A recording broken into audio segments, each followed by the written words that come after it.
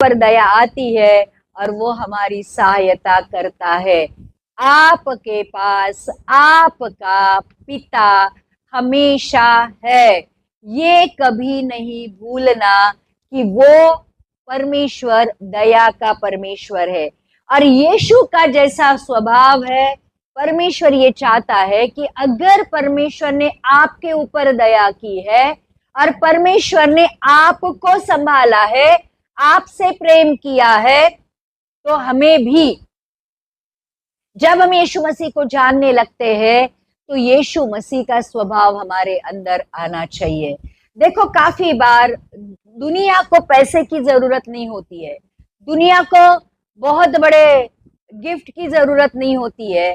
काफी बार जैसे हम अकेले होते हैं, जैसे हम डिप्रेशन में होते हैं, जैसे हम किसी मुसीबत में होते हैं, और अगर हमारी मदद परमेश्वर करता है, अगर दुनिया में जो लोग हैं जब वो परिस्थितियों से जाते हैं और हम उनको परमेश्वर के दूत के समान या राजदूत के समान जब उनके जीवन में जाकर उनकी मदद सहायता करते हैं, तो एक तरह से हम यीशु मसीह को उनके जीवन में पहचान कराते हैं। और इसलिए जैसे हम ये खुश हो जाते हैं कि चलो मेरे साथ मेरा परमेश्वर है जो दया का सागर है, जो प्रेम मुझसे प्रेम करता है, लेकिन दुनिया को भी परमेश्वर के उस प्यार को हमें दिखाना आना चाहिए। इसलिए कुलुसी की किताब का 3 अध्याय का 12वां वचन हम पढ़ेंगे। देखो, एक बात मैं जरूर आपसे सिखा रही हूँ, आपको सिखा रही हूँ कि सिर्फ यीशु के स्वभाव को जानना ही काफी नहीं है,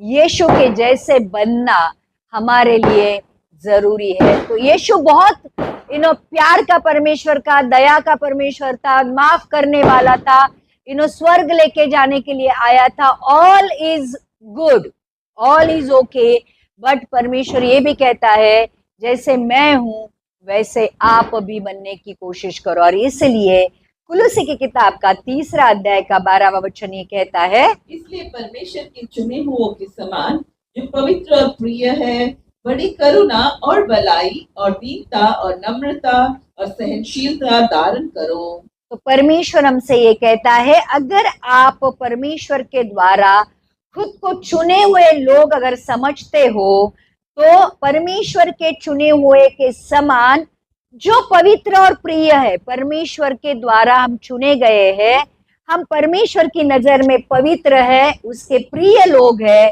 तो बड़ी करुणा और भलाई और दीनता और नम्रता और सह